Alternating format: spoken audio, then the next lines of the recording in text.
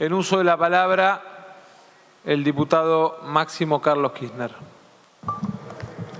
Gracias, señor presidente, señor jefe de gabinete, compañeros y compañeras que lo acompañan hoy. Bueno, creo que como país atravesamos un gran duelo, un enorme duelo, producto de una pandemia global. Y es un duelo en dos dimensiones. La dimensión de quienes perdieron definitivamente la vida, de los que han perdido familiares, amigos, amigas, gente conocida, compañeros y compañeras de militancia, que aparte, por las circunstancias mismas que obligó a la pandemia, ¿no? Porque muchas veces, recién decía o escuchaba, ¿no? Como que los encerramos en un baño, ¿no? Y cuando uno ve muchas veces en las condiciones que se producen las internaciones, la lejanía entre quien padece la enfermedad y ha sido internado y su familia y sus seres queridos, la imposibilidad prácticamente de despedirse en los términos normales de lo que son las costumbres de la mayoría de nuestra sociedad, de carecer de la oportunidad de velarlo, de despedir, de que la gente, quien quiso, a quien ha muerto, lo pueda despedir. Creo que es irreproducible pensar en esas cosas, ¿no? Cuando la muerte llega como un rayo y nadie la espera, es un gran problema, porque siempre quedan muchas cosas por hablar, charlar o abrazos por dar. Pero esa es una de las dimensiones de ese duelo que hay. Después hay otra dimensión y otro duelo, que es el de los proyectos de vida de muchas argentinas y de muchos argentinos. Proyectos de vida que en diciembre del 19 seguramente nadie imaginó esta realidad. Creo que esta pandemia no estaba en el menú de ninguna fuerza política. No existía, no estaba. Si uno revisa las plataformas de los partidos políticos, nadie decía en su plataforma cómo enfrentar una pandemia. Es más, no muchos candidatos aparte hablaban de la salud. Uno de los pocos que hablaba de esto, por ejemplo, era el presidente Alberto Fernández, cuando, por ejemplo, dijo en campaña que iba a hacer todo el esfuerzo posible para que nuestras jubiladas y jubilados tuvieran medicamentos gratis. Y allí fuimos para tratar de cumplir con la palabra empeñada, no sin mucho esfuerzo. Sabemos cuál era el estado de la economía y más con una pandemia que ya se avecinaba, porque veíamos su desarrollo en otros continentes, y allí fuimos con medicamentos gratis, que durante el anterior gobierno se le había retirado, decisión política o decisión económica, pero se le había retirado a miles de abuelas y abuelos que no pudieron tener acceso a los medicamentos durante esos años de la manera que lo habían hecho hasta el 2015 y sí lo pudieron volver a hacer a partir del 2020. También otra persona que escuché muchísimo hablar del tema salud durante la campaña es el hoy gobernador de la provincia de Buenos Aires, el gobernador Axel Kicillof, por ejemplo, que le decía a los bonaerenses que de votarlo iba a poner todo el esfuerzo en terminar hospitales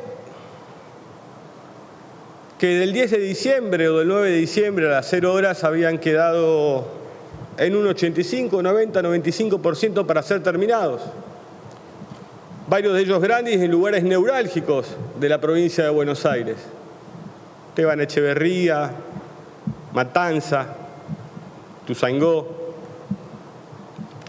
Y allí fue el gobernador, los intendentes, con el apoyo del presidente y todo su equipo de trabajo, a tratar de a la mayor de las velocidades, porque se aproximaba la pandemia y por eso también en eso que muchos criticaron como una cuarentena temprana, se olvidan las condiciones en las que había que generar un sistema sanitario que no se viera rebalsado por la magnitud de la pandemia, por la rapidez de la propagación de la enfermedad. A eso luego también se le incorporaron, como bien decía el señor jefe de gabinete, hospitales modulares, respiradores. Incluso en medio, ¿no?, de todo esto hubo que hacer una gran política sobre muchos geriátricos en muchas partes del país que ni siquiera incluso estaban registrados para evitar la tragedia de lo que veíamos en Europa. Puede ser que seamos un país irrelevante, pero en nuestros geriátricos no nos pasó lo que pasó en Europa. Porque más allá de la fuerza política que gobernara, o la ciudad de Buenos Aires, Mendoza, la provincia de Buenos Aires, se actuó con la rapidez suficiente y no hay gobernador o gobernadora que pueda negar que encontró en el gobierno nacional el brazo extendido para ayudarlo más allá de cómo pensara o de cómo se expresara públicamente. Entonces creo que siempre hay que estar muy abierto a la crítica. Quienes pertenecemos a organizaciones políticas que tienen sus instancias de debate y ámbitos de debate lo sabemos muy bien. Quizás por ahí lo que hace en política el monopatín es mucho más fácil porque, bueno, pegan el volantazo para un lado o para el otro sin tener que dar explicaciones a nadie. Pero lo cierto es que no es menor. No es menor que esos proyectos de vida de nuestros pibes y pibas, con todos los problemas que hay, pero esas pibas y pibes que por ahí esperan su cumpleaños de 15 o esperaron su viaje de egresado, los que tenían la oportunidad de ir a la escuela, que no lo pudieron hacer. De empezar una carrera o terminarla, porque todo se demoró. De poder avanzar en sus vidas y ver cómo esta pandemia, producto de las restricciones propias que impone para evitar la propagación, porque nadie puede estar totalmente de acuerdo con que estas medidas traen felicidad. ¿Quién puede disfrutar decirle a la gente que no puede salir? ¿Quién? Yo creo que ninguno de los que estamos acá, que ninguna de las que estamos acá podemos disfrutar eso. Entonces creo que por ahí si dejáramos de inferir, sugerir, o a veces decirlo directamente, recordemos que en un momento fue calificada de infectadura la democracia argentina. Entonces esa inmadurez que demostramos muchas veces después hace que la sociedad nos vea como nos ve. Y esas son las cosas que muchas veces debemos abordar, porque, por ejemplo, yo escucho, voy a comparar la cantidad de fallecimientos que hay en nuestra patria con las Islas Malvinas. Una tragedia como aquella guerra, y de repente un día digo, bueno, queda simpático decirlo porque son 150, 153. Y uno dice, termina, primero, ¿por qué esa comparación? Y segundo, ¿por qué el uso de Malvinas también? Y pregunto también, ¿qué hicieron por Malvinas si tanto les preocupa para ponerla como ejemplo de la tragedia? Yo les quiero recordar que el presidente Macri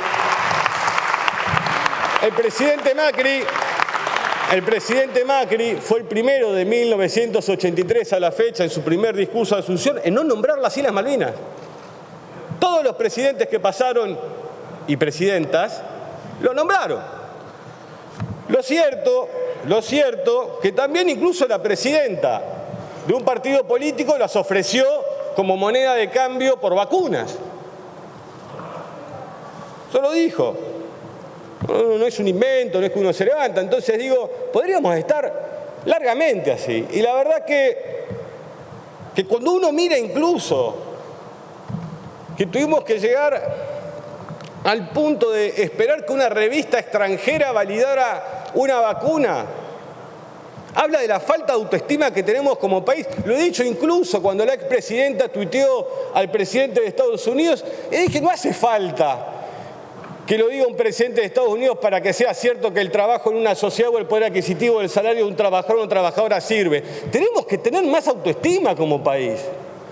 ¿O acaso siempre vamos a buscar la validación afuera y no en nuestra propia experiencia? Porque cuando no escuchamos la propia experiencia que tenemos como pueblo, terminamos siempre siendo juguetes de las circunstancias.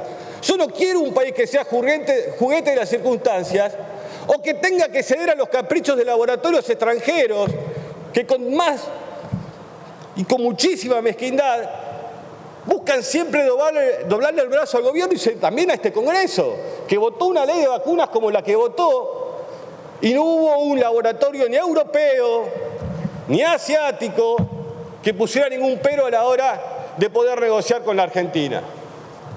Entonces, cuando pasan este tipo de cosas, uno se pregunta si así le fue de bien a este laboratorio con el eco que encontró en mucha parte de la clase política argentina, ¿cómo nos va a ir con el Fondo Monetario Internacional? Porque muchas de las cosas que dicen, que escuché de muchos colegas de esta Cámara, del bloque obviamente que tengo aquí enfrente, son ciertas. ¿Cómo vamos a hacer para exportar más? ¿Cómo vamos a hacer para producir más? Y al mismo tiempo preguntarle, ¿qué vamos a hacer con el Fondo Monetario? Porque si un laboratorio nos obligó a tener que cambiar todo el andamiaje, ¿qué vamos a hacer con el Fondo Monetario? ¿Cómo vamos a poder compatibilizar el desarrollo argentino y la inversión que necesitan diferentes sectores de nuestra industria, que una parte debe ser protegida y la otra parte promovida por las características de los recursos que explotan o al que le dan manufactura? Estas son las cuestiones que tenemos que ver. Y nos dicen, no, esto es geopolítica, entonces los rusos, los chinos, jugando al TEC todo el día. Entonces, deberíamos mirar bien, digo, para enriquecer la discusión. Y si alguno piensa que es una chicana, pido disculpas, pero les recuerdo, y lo saben muy bien, ¿cuánto le compra PAMI a Pfizer? ¿Cuánto le compró? Cuando dicen que es geopolítica, ¿cómo tengo que entender entonces que el PAMI le compre, por ejemplo, en los 2 últimos años, incluso saldando una deuda que dejó la anterior gestión de 1.400 millones de pesos de remedios oncológicos? 10.000 millones de pesos. Invierte el Estado argentino, vota quien vote para conseguir esos medicamentos. ¿Eso es geopolítica? ¿Es geopolítica? ¿Saben cuánto le compramos a Gamaleya? 0. ¿Cuánto le compramos a Sinopharm? 0. Entonces, ¿de dónde nace que hay geopolítica detrás de una Argentina que salió a buscar vacunas para poder vacunar lo más pronto a los habitantes de su país? ¿De dónde sale? Este es el problema, porque creo que es como si yo, por ejemplo, mire, avance de Macri y Putin en inversiones energéticas, alimento y comercio. Así es, no es de otra manera. Entonces creo que nos falta entender este tipo de cosas, porque de repente nos encontramos diciendo en esa falta de autoestima, y somos irrelevantes, y somos los peores del mundo, y nunca hacemos nada bien, y machacamos y quebramos la espalda todo el día de la gente diciéndole que nuestro país no tiene destino, que no va a ningún lugar, que no servimos para nada, todo el día, tanto que el diario Clarín el 24 de enero decía, cuidado, que de los 18 a los 60 años, quienes no tengan enfermedades prevalentes no podrán ser vacunados. Yo les quiero dar los datos, y si me dan un tiempito, de aquella etapa que al día de la fecha se han dado 23.722.105 dosis de vacunas, hay distribuidas 26.536.000, un gap de 3 millones. Vacunados con una dosis 18.869.000 y vacunados con 2 dosis 4.852.000. Es verdad, estamos por debajo de algunos países y estamos por encima de otros como Australia. Pasa. Pero les puedo asegurar que se ha hecho un esfuerzo enorme, para tratar de que la Argentina pueda salir de esto de la mejor manera. ¿O alguien piensa que el gobierno quiere que se le mueran miles de personas? ¿Se puede pensar eso? ¿Qué pensás del otro ya cuando entras a pensar eso? ¿Por qué tu cabeza te lleva ahí? Estas son cuestiones, porque por ejemplo en esa irrelevancia que tenemos como patria, un país que no merece ser vivido. Si vamos a ver y podemos ver, recién escuchaba, no recuerdo el número de cuántas semanas dijo el diputado preopinante, estuvieron cerradas las escuelas en nuestra Argentina. Pero ¿cuántas? 7 meses. Bien. Y dijo que era la única parte del mundo donde había sucedido eso. La verdad que es un garrón que estén cerradas las escuelas, ¿eh? Lo digo hasta como padre. Mi hijo arrancó primer grado con pandemia, segundo grado lo mismo. Y sí. ¿O alguien tiene dudas? ¿O no vieron que el propio Larreta, incluso que se negó primero a cerrarlas, hasta la tuvo que terminar cerrando 9 días para intentar bajar la curva de contagios? ¿Es necesario que discutamos en estos términos estas cosas? Yo les muestro el diario El Mercurio de Chile, obviamente, lejano a nosotros. ¿Qué dice? Chile está entre los países que más tiempo han mantenido cerrados los colegios. 53 semanas. Entonces creo que podríamos estar así, quizás algún colega del otro bloque puede levantar. Podemos estar horas. Es un fenómeno inaudito la pandemia y la hemos transitado como pudimos y económicamente se generó el ATP, se generó el IFE. Yo escuchaba a uno de los jefes de uno de los bloques reclamar como si la pandemia fuera inexistente.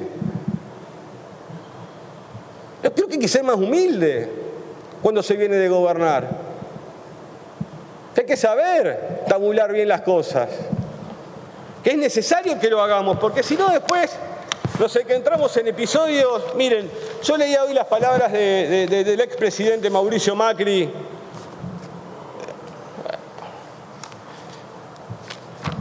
que dijo: yo la pasé muy mal cuando fui gobierno porque tenía medios dominados económicamente por el kirchnerismo y jamás hice absolutamente nada. No, bueno, algunos lo metió preso, otros diferentes tipos de denuncias, pero dice que su fracaso es, o que la pasó muy mal, por medios de muy menor porte que, por ejemplo, que nos anunciaba a comienzo de la gestión de Macri que los mercados nos ofrecían a este país irrelevante 67.000 millones de dólares y es récord, ¿no?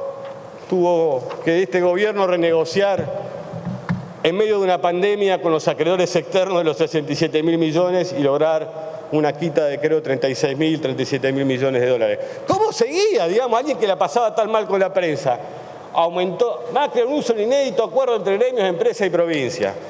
Y podríamos seguir, pero hay una parte que es muy interesante, que es de las más interesantes que tiene esto, que dice, para la directora del Fondo Monetario, que esto es lo que a mí me importa, la directora del Fondo Monetario, ya no el gobierno, acá lo corro al gobierno, la directora del Fondo Monetario Internacional le dice a la Argentina que la economía se recuperará en 2019 y bajará la inflación.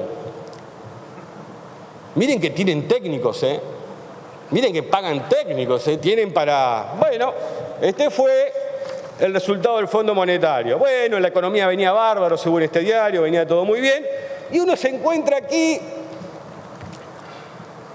creo que es junio del 2018, y esto es importante porque de esto quiero hablar, como respuesta a esto, ¿dónde tenemos que ponernos de acuerdo? Porque si no nos ponemos de acuerdo a la hora de negociar esta deuda, esa inversión que necesita el sector privado para tener mejor tecnología, para producir mejor, los hospitales que necesitamos, las escuelas, los jardines que no se hicieron, va a ser imposible. Se puede servir a dos señores. Entonces, este mes, dice Argentina, pide 30.000 millones de dólares al Fondo Monetario como reaseguro financiero, ¿no? Fuerte respaldo, hablando de geopolítica, ¿no? De Estados Unidos, stand-by. Argentina vuelve a ser mercado emergente y llegan los fondos del Fondo Monetario, vamos. Y un mes después, la cifra de 30.000 millones se transforma en presta 50.000. En un mes, 20.000 palos más. Nadie sabe muy bien por qué pasó en ese mes. Macri cena con Lagarde, todo muy bien, hablan de un montón de cosas, bailan. ¿Y cómo termina? Lagarde admite que el FMI subestimó la situación complicada de la Argentina. La verdad que es inaudito. Y esto lo tenemos por delante. Y lo tenemos aparte en medio de una elección. Tenemos esta negociación en medio de una elección que requiere la mayor madurez de todas sus fuerzas políticas porque se juega el destino de la Argentina. ¿Cuándo, cómo y va a ser para pagarla? Y fundamentalmente, ¿en qué tiempo va a ser para pagar eso? Entonces, si realmente las palabras que uno escucha acá, en particular las últimas que escuché del diputado propinante, es ayudar, ¿cuál es la idea? Más allá de pensar que ahora le tengo que hablar a un discurso y no parecer agresivo, pero cuando voy a la tele te digo cualquier cosa, cuando vengo acá, entonces este día, salgamos de eso, salgamos de los focus group, nos llevan al precipicio. Hay que ponerse de acuerdo en lo que se quiere hacer, o cómo se endeudaron las provincias argentinas en más de 10.500 millones de dólares. Entonces me parece que más allá de las posiciones políticas legítimas, lógicas y de cómo expresamos nuestra diferencia, tenemos que decir cómo. Yo les quiero preguntar, ¿les parece a ustedes que la podemos pagar en 10 años? ¿La podemos pagar en 10 años la deuda con el Fondo Monetario Internacional? Muchas gracias, señor presidente. Gracias, diputado.